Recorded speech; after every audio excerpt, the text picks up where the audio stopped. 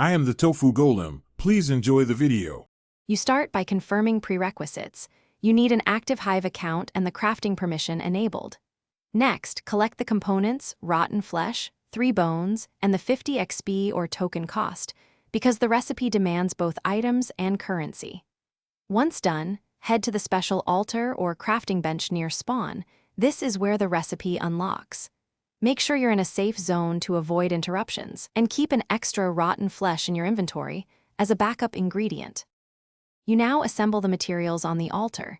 Lay the rotten flesh first, stack 3 bones into the next slots, then insert the 50 XP token.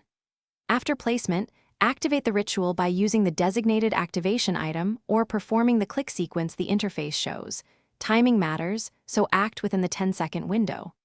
Once activated, monitor the progress bar closely. Interruptions cancel the process. If mobs or players approach, pause them or retreat to a protected spot, then resume. Since stability, you finish by retrieving the zombie hand from the altar's output slot and equipping it in your offhand or the configured ability slot. This grants the expected passive bleed or summon effect. Test the hand in a safe area to confirm behavior and cooldowns.